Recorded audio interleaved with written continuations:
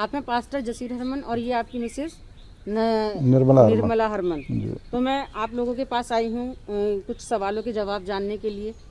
जैसे कि मुझे आपसे ये जानना है कि मनुष्य की ज़िंदगी में परिवार की क्या अहमियत होती है। तो आप मुझे इस बारे में बताइए कि फैमिली जो है उसकी क्या अहमियत होती है मनुष्य की ज़िंदगी में, उसकी लाइफ के अंदर। परिवार का जो है एक बहुत बड़ा वो होता है, और बिना परिवार को कुछ भी नहीं है। एक अहम रोल होता है। जी। एक राष्ट्र को बनाने में एक परिवार का एक बहुत बड़ा माहौल होता है। फैमिली को बिखरने की वजूहत मतलब क्या कारण होते हैं जो फैमिली एक बिखर जाती है। आजकल फैमिली का बिखराव बहुत ज़्यादा हो रहा है। डेटाज जिस तरह के आप देख रहे हैं तो ये आता है कि फैमिलियाँ टूट रही हैं, बिखर रही हैं, तलाक का रेशो बहुत बढ़ चुका है सोसाइटी में।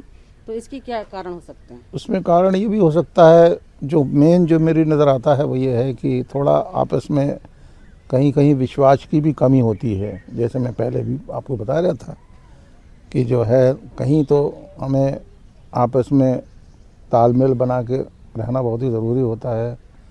थोड़ी सी किसी बात को लेकर अगर हम, जैसे मैं कह रहा था कि मान लीजिए पति कहीं गया बाहर और वो देर में आया, तो हमारे अंदर शंका पैदा हो गई, क्या वजह हो गई, या पत्नी गई हैं, ये भी ऐसे कुछ वजूहात बन जाते हैं। क्या आपको लगता है कि एक स्ट्रॉन्ग फैमिली और स्ट्रॉन्ग सोसाइटी और मजबूत देश को बनाने में रोल प्ले कर सकती है? स्ट्रॉन्ग फैमिली जो है वो एक स्ट्रॉन्ग सोसाइटी और स्ट्रॉन्ग नेशन को बनाने में रोल प्ले कर सकती है? जी बिल्कुल।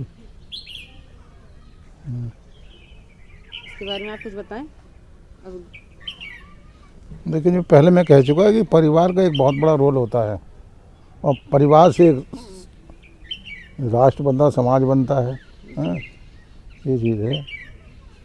तो एक स्ट्रॉन्ग फैमिली में बनाने में किसकी भूमिका ज़्यादा महत्वपूर्ण है आपकी नज़र में? मेरी नज़र में तो, मेरा तो अपना नज़रिया है कि दोनों, जी, पति और पत्नी दोनों। भूमिका। जी। अच्छा, एक अगला हमारा सवाल है कि फैमिलीज को बिखरने से कैसे बचाया जा सकता है? आपकी नज़र में कौन से वो तरीके हैं जिनसे फैमिली को मजबूत किया जा सकता है? फैमिली को मजबूत करने के लिए मैं तो यही मानता हूँ कि आपस में लोगों दोनों के, मियाँ पति और पत्नी के विचार एक से होना जो है बहुत ही ज़रूरी है।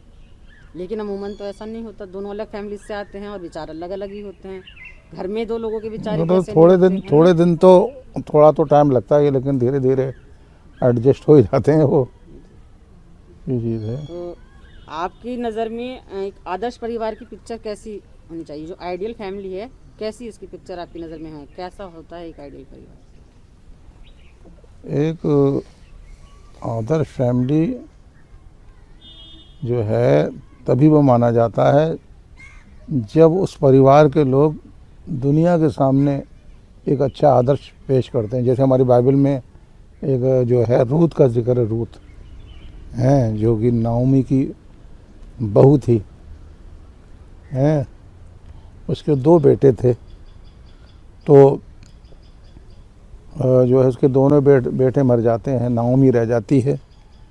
लेकिन उसकी 2 बहुएं थी, एक का नाम ओरपा था।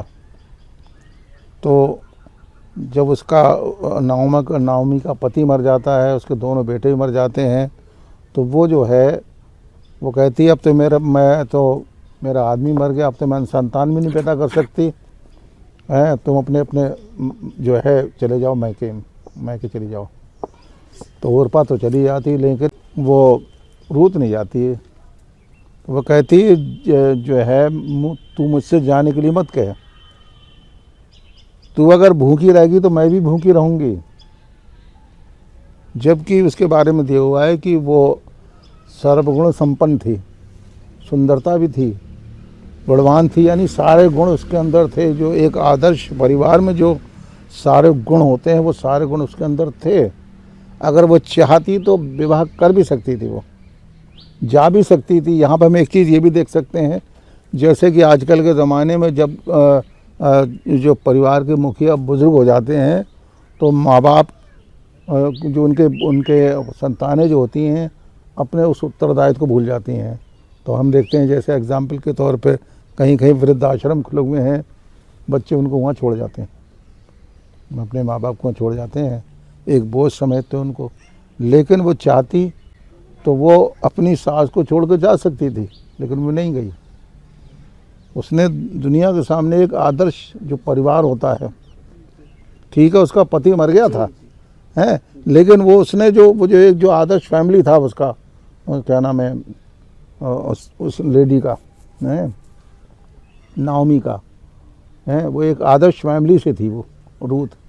उसने एक आदर्श प्रस्तुत किया है दुनिया के सामने कि देखिए मेरा आदमी तो मर गया, और जब मेरा आदमी मर गया तो मेरा इनसे क्या लेना देना है। वो जो है नाओमी को छोड़ कर उसके हाल पे जा भी सकती थी, लेकिन वो कहती है कि अगर तू एक रोटी खाएगी तो मैं एक रोटी खाऊंगी, तो मुझसे जाने को मत कह। ये होता है आदर्श परिवार का उदाहरण। लॉर्ड थर्क जैसा कि जो जैसे वही बात कि जब ऐसा हो जाता है तो लोग अपने बुजुर्गों को छोड़ देते हैं। तो उसने दुनिया के सामने एक नमूना पेश किया, और आज उसका जो है बाइबल के अंदर जिक्र है, आदर्श स्त्रियों में उसका जिक्र है, एक आदर्श परिवार में उसका जिक्र है। ये चीज़ है।